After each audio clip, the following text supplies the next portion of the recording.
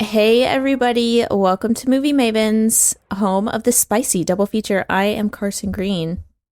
And I am Annie Janes. This week's spicy dub is A Christmas Miracle. It's the 2000 version, How the Grinch Stole Christmas with Jim Carrey and Gremlins. Honestly, this is a Christmas miracle. It's a Christmas monster mash.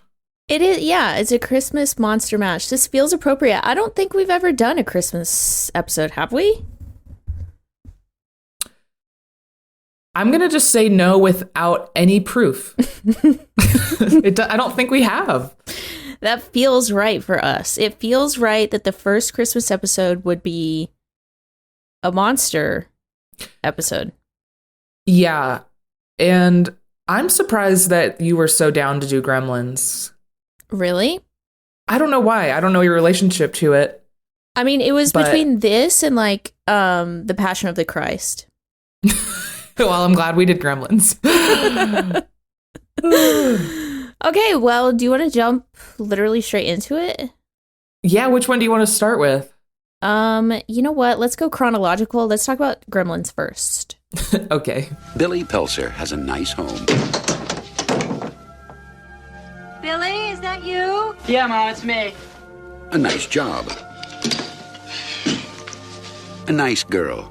If you're not doing anything this Thursday night, maybe you'd like to go out on a date with me? I'd love to. And loving parents who are about to give him You're gonna like this. No, don't shake it. We're gonna have to open it now. It won't wait till Christmas. the most unusual gift he ever got. What is it?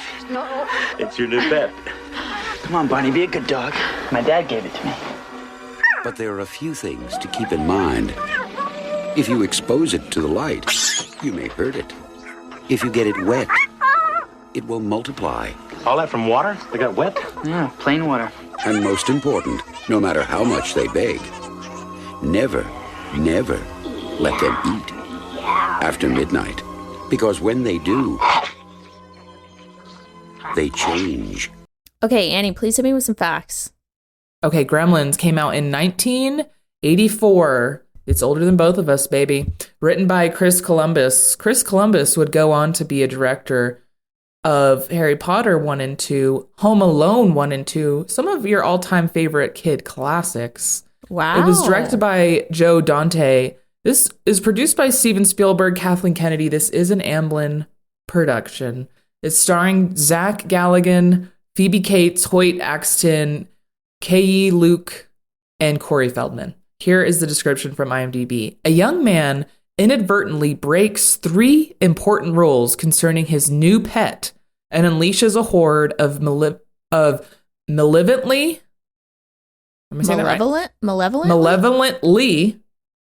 mischievous monsters on a small town.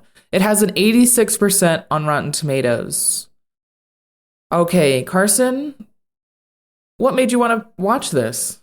I'm not sure, really. I don't know. I think it is just the monster of it all. You know, we have been watching really light movies, you and I. We kind of haven't really been into the super deep, at least not the last, I don't know, few weeks, couple of months. So, you know, it just felt right to get into the Christmas spirit by watching something just a little silly, I guess. Yeah, and silly this movie is. Yeah. I don't know if I had seen it all the way through before. Obviously, I'm aware of it. Everybody is aware of Gremlins. But Yeah. I don't know if I had watched it all the way through. And I gotta say, Annie, this is like one of the most unhinged movies I've ever seen. Yeah. Just almost Say more. Tell me more. Well, just almost the whole time, I'm just thinking to myself, like, what? What do you mean? I think let's just start with number one, the rule of that they don't like the light, the gremlins themselves, the mogwai, is that what they're called before they turn into gremlins? Yeah, Mogwai, which is Cantonese for devil. Fun fact. God. Okay, that is a little fun fact. I just kept thinking like there has to be a production reason for this rule. There has to be a production reason so we don't see like the puppet lines that are happening or like whatever it is to like that's controlling these. Maybe so, because I was thinking that would make it so annoying to have this pet. Yeah. Like yes. Sunlight is a no, and then light in general it doesn't like. And instantly I was like, well, shit. Yeah. Can't take it now for you walks. got a dark house. Dude, Yep. You might be right. It has That's to be really a production reason. Everything looks better in the dark. Yeah, of course. Because I started watching this movie and it was daytime and I could not see shit. I had to wait to finish You had to it. pause it and wait. Yeah, I was like, wow, this is probably inconvenient. There's actually like men in black costumes puppeting in every shot. You can't see them. It's too dark. And that's movie magic of 1984. We Absolutely. love that. It's just built-in rules. What did you think? Give me your overall thoughts and opinions. Well, I do love a movie that has rules, and this one just really comes out and gives you to them like 1, 2, 3. Here they are. Yeah. I don't think that the movie played with the rules in a super fun or clever way, honestly. Mm-hmm. But I don't know. This movie's kind of fun to me. I had seen it all the way through once, didn't really love it then. And I don't know. It doesn't call to me. I don't connect with it. Mm-hmm. Yeah, I don't love this movie.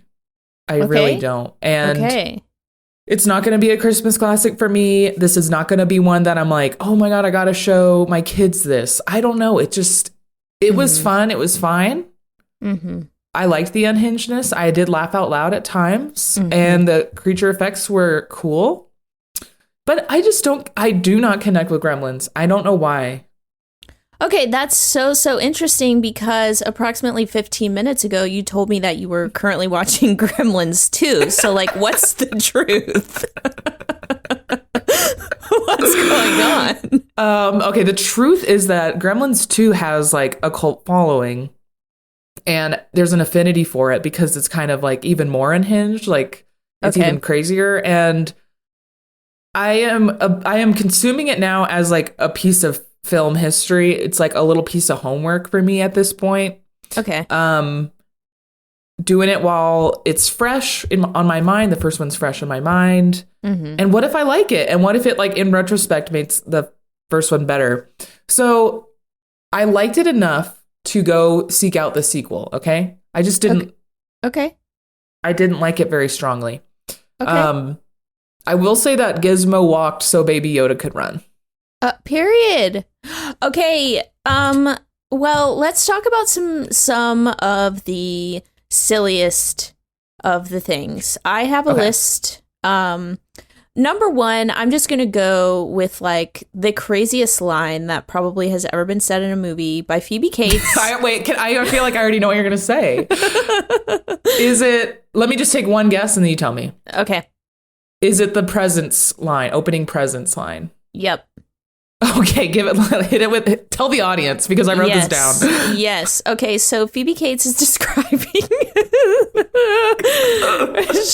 Who doesn't like Christmas? She doesn't like Christmas. She doesn't like Christmas. She's describing to our main character, Bill, that, some people have a hard time on Christmas, that it can trigger some dark feelings. And Bill has never heard of this concept also. Never. No, It's 1984. Bill is the most golden retriever ass man I have ever seen. Absolutely. And so she says to him, some people don't like Christmas. While some are opening presents, others are opening their wrists. Oh my God. What, bro? And that's this movie, sometimes I feel like it knows what it's doing. Like, it's like campy, with lines like that. And what really made me think it knows what it's trying to do, especially with her, is then the tragic backstory of her dad. That had me rolling. Bro, not her dad getting stuck in the fucking chimney. This is like Yes. 30 minutes later, we get this backstory. Yeah. They save it for a lot of the movie. We just know she hates Christmas, and then finally she tells him that her dad went missing, and then they found him in the chimney. He tried to like go down the chimney as Santa, and he broke his neck. Dude, that's embarrassing. That's that embarrassing. Is so comical that like it is so inherently comical that I think the movie knows what it was doing, and maybe the audience didn't, you know. And that's why, and in watching the second one, I think the director was like, let's lean into that vibe more. Yeah. So I don't know, moments like this and the slitting wrist bit. I mean, I was laughing, dude. I don't expect to see that or hear that. No. It's like this is like a moment in history. Like, this is a moment in time. Gen Z would never let anyone say that on screen ever. It's never going to happen again. Yeah. One and done. One and done. Okay, I really love the Gremlins song. So magical, so beautiful. I've been whistling it for days since I've seen it. Adorable. That it kind of went nowhere, but whatever. It felt very Amblin to me. It felt very Spielberg-y. And also this movie is one of the movies that like championed getting a PG-13 rating to exist. Because people were freaking out at the violence, which I'm kind of like, if I had a kid, this would be PG in my house, because the violence is towards gremlins, which don't exist. So that's like, that I let that fly, but they were getting like blended and microwaved, which also made me laugh. I don't know. Yeah, no, it's quite silly. Can we just please touch on that gremlins can speak and they automatically all know English also? Yeah, pretty crazy. Well, also, and like Mandarin or Cantonese or something, because at the end. Yeah. Yep. Also, do you know who Gizmo is voiced by? Who? Howie Mandel. Howie is raking in checks from this movie still. The residuals. 100%. Dude, I just paid Howie Mandel's rent, his mortgage, by streaming this fucking movie. You're welcome, Howie. We should have got him on the show. Fuck. All right, next. When we do Gremlins 2. Wow. Okay. I just want to talk about also a couple of things. The whole thing with the dog, the neighbor and the dog, and then like whenever the Mogwai tied the dog up. Yes. This was all so crazy. There's just so many like insane things. Yes. I was so scared for that dog. I was so happy when he just left the movie for most of it. Me too. Because I was getting stressed the fuck out about the dog. I was like, they're going to kill the dog. They're going to kill the dog. They're going to kill the dog. And if they don't do it, the lady's going to do it. Dude, it's crazy that the dog had 2 threats on his life. 2 threats. I can't take that kind of stress. That's fucked up. Okay, the lady getting yeeted out of her house via chair. I'm starting to like the movie the more I talk about it. Really got me. It was a well-deserved ending to that bitch. It was hilarious. I don't know. I really appreciated that. I also just need to comment on the dad as well. The dad, we should talk about the dad. The dad, the inventor who makes all these little gadgets and gizmos. I actually didn't put that together. I won't lie.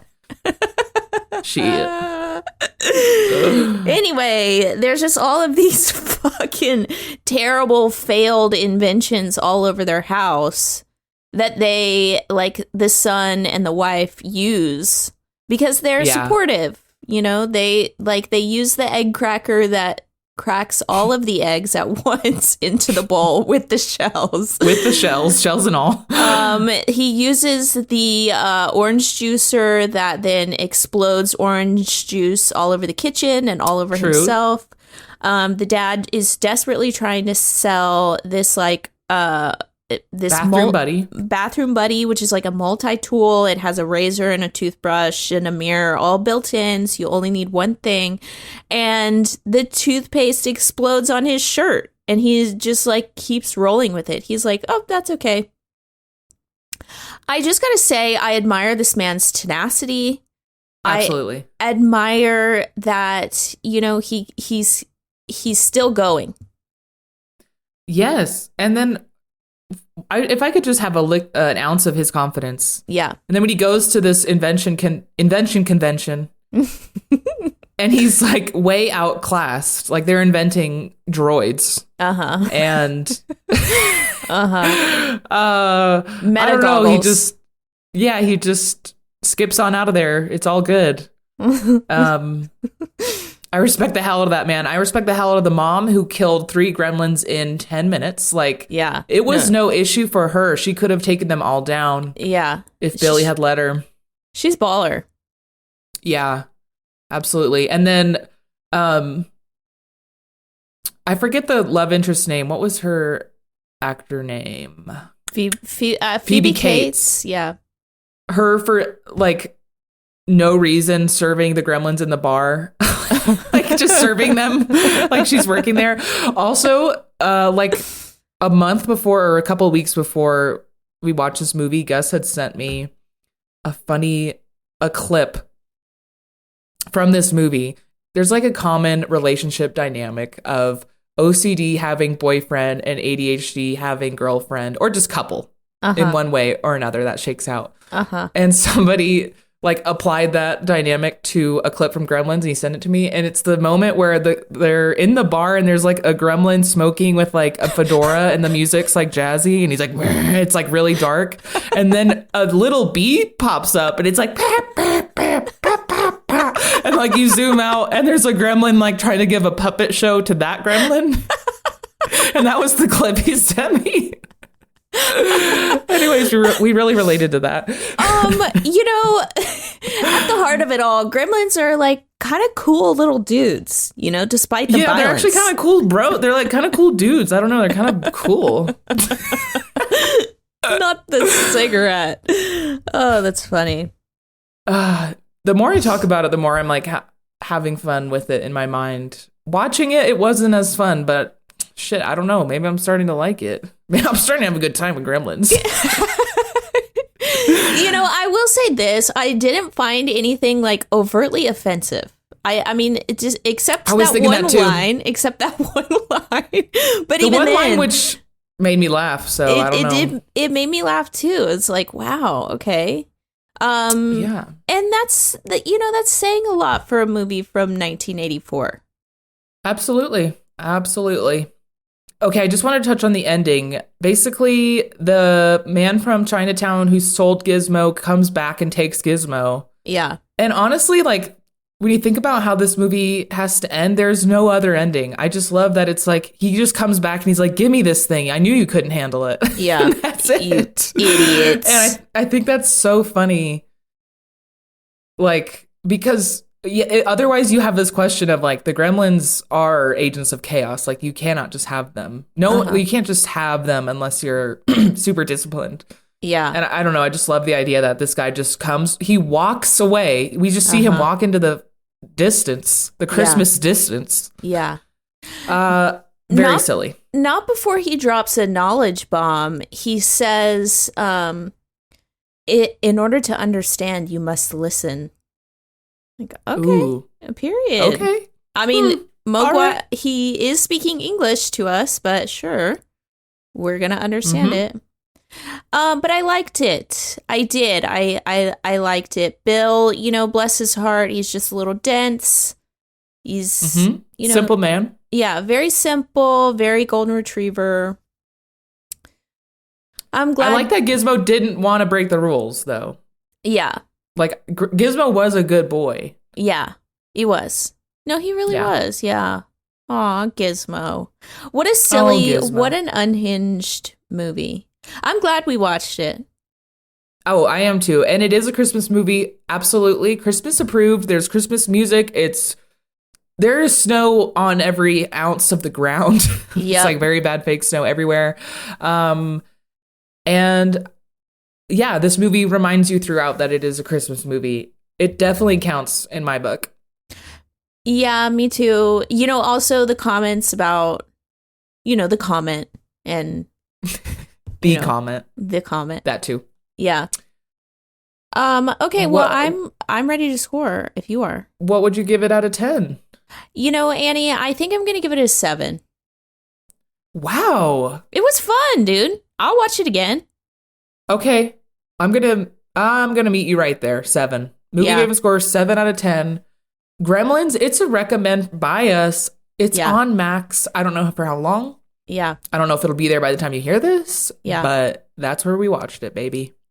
Extremely unhinged. And we live Unhinged. we live, laugh, love that kind of. Honestly, the Gremlins are cool dudes. All right, well, let's move on to Jim Carrey in The Grinch. Blast this Christmas music. It's joyful and triumphant. Jim Carrey is The Grinch. I must stop this Christmas from coming. from Universal Pictures But what would I wear? Ho-ho! and Imagine Entertainment. Forgot about the reindeer. Action! Brilliant! Mr. Grinch, I myself am having some Yuletide doubts. Don't care. Maybe if you can reunite with the Who's and be a part of Christmas. Maybe if you can reunite with the Who's and be a part of Christmas. Grow up! If you think you know the whole story, What if it's all just a misunderstanding? This could change my entire outlook on life. Really? No. you don't know Grinch.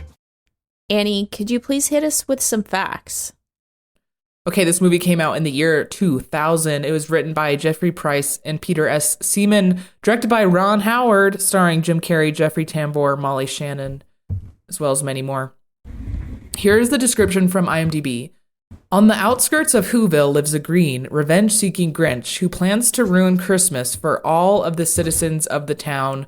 They should have made that rhyme like Dr. Seuss. Jesus. All right. As a 49% on Rotten Tomatoes, it also won an Oscar for Best Makeup. And it was nominated for costume and art direction. And it lost art direction to Crouching Tiger. So this was in the same Oscars as Gladiator, like Wow. we discussed. Okay, wow. Yeah. They were hurting for Okay, movies in the year 2000. We were hurting for movies. I'll start. Okay, give it to me.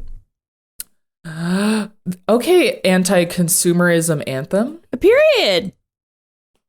I watched this a lot as a kid. I liked it a lot as a kid. Hadn't seen it for a long time. Like really, truly watched it for a long time. I actually really love this movie. I love it.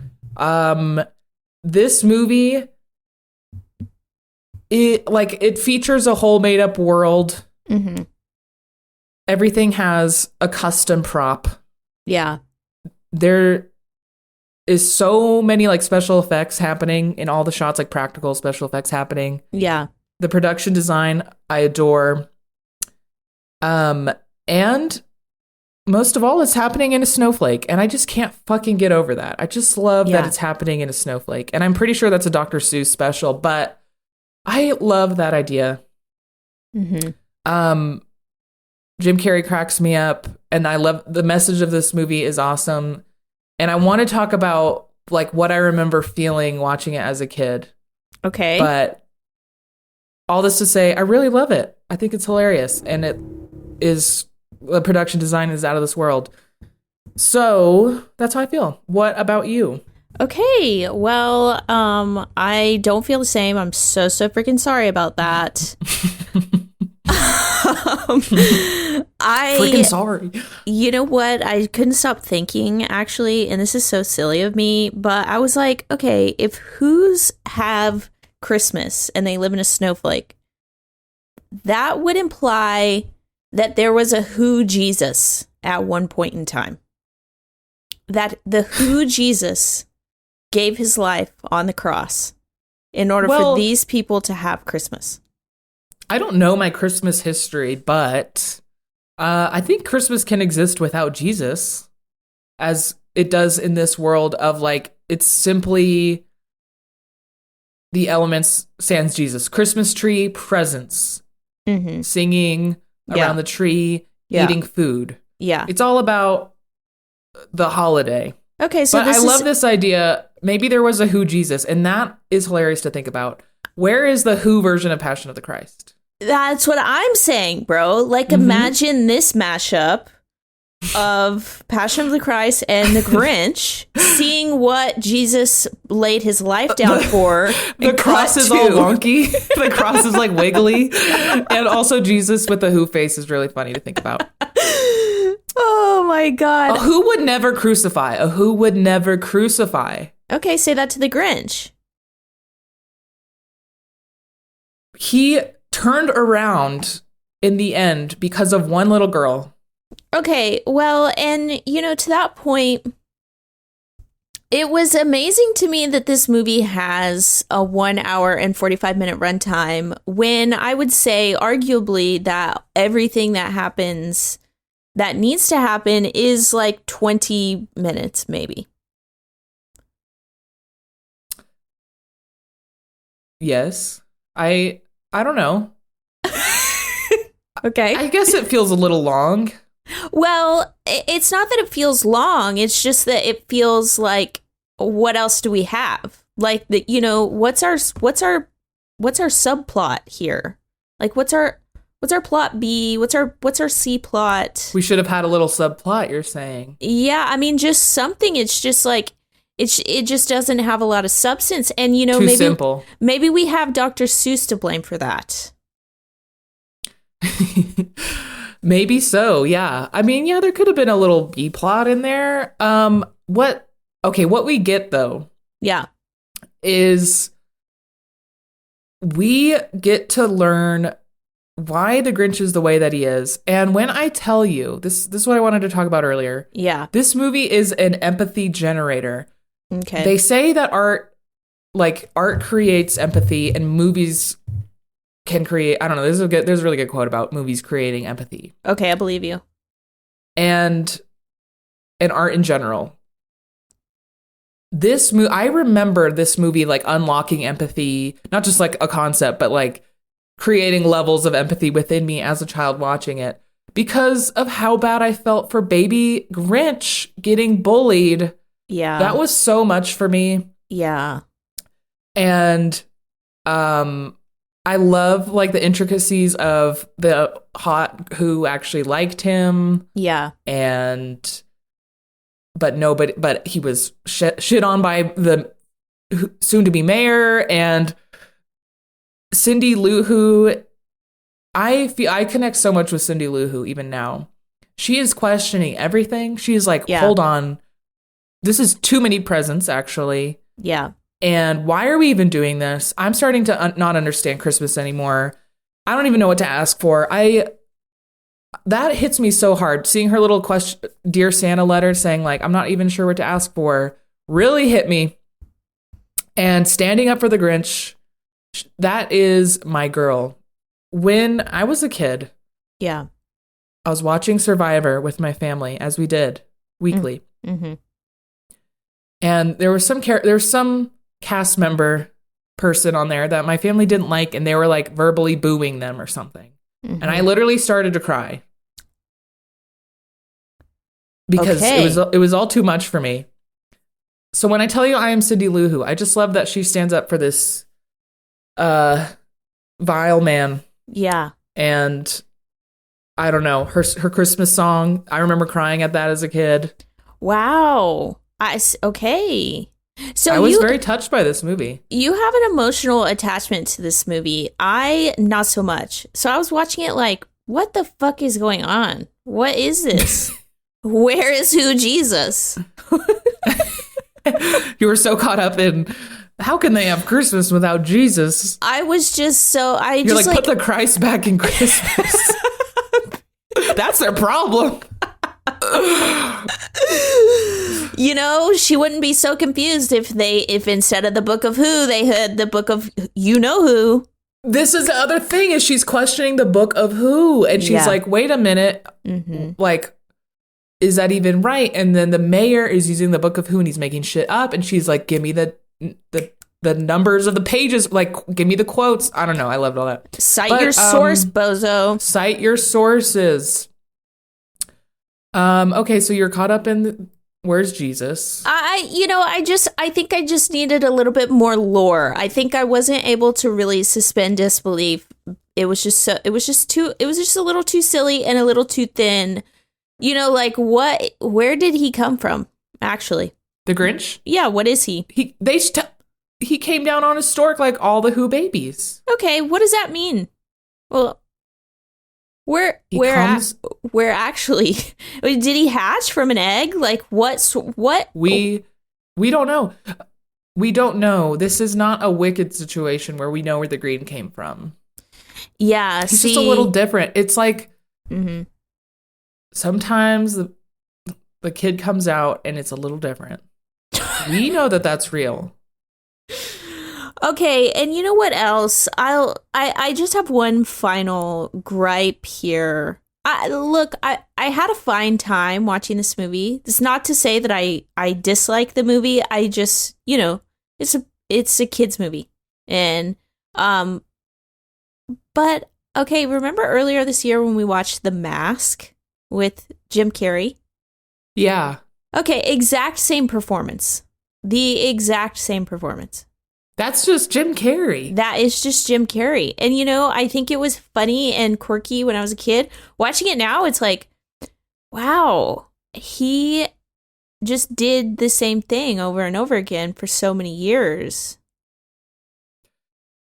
I don't know. It works for me as the Grinch. Mm-hmm. I think it's probably because he's in this crazy costume. Like, there is no Jim Carrey present. Mm-hmm. So he's like him acting... He was making me laugh. Like him getting ready for the party. I'm right there with him. Yeah. And how he's like trying to talk himself out of going. And then talking himself back into going. But I wanted to say I watched a series of unfortunate events recently, like part of it with Jim Carrey. Okay. And it's strange. It's like that again, but he's like trying to shift it slightly into like a more evil lane. It's very weird, and I don't know that it works, but this Jim Carrey, it did work for me, whereas The Mask didn't work. Yeah. I don't know, maybe it's like hit or miss, but it is very one note, that is for sure. It's the same thing. And one final thing, you know what nearly killed me and took me out, Annie? I will say this was like... The Dutch angles? Yes. Yeah. It was the Dutch angles. Every shot was one, but to me, it is A-okay because literally everything in Whoville is wonky. Yeah. Literally everything. Like her pencil was like all fucked up.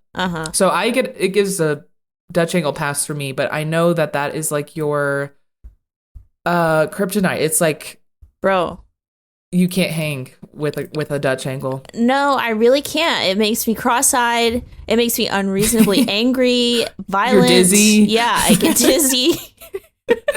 I'm violent. But I will say though, this was a good double feature. This was a good pairing, I feel.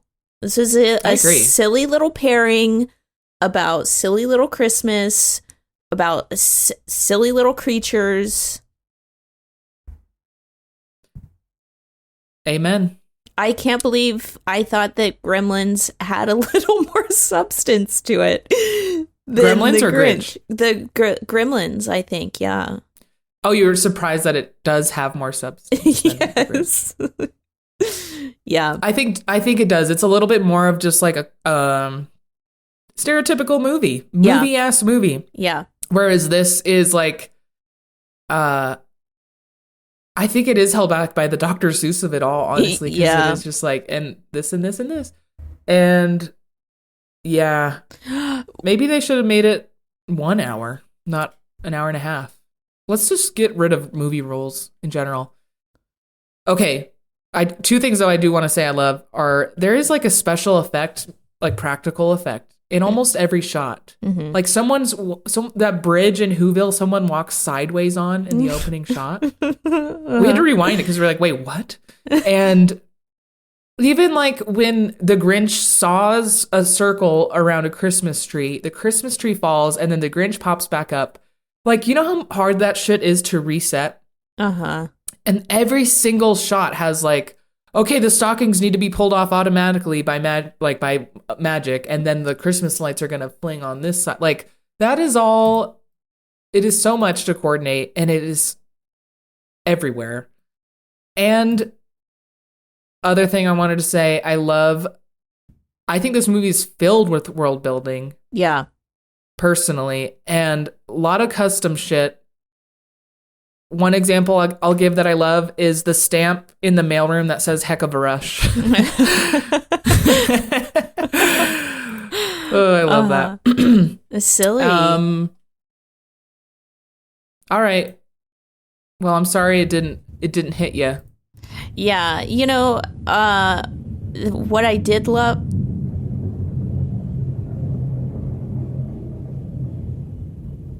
Hello?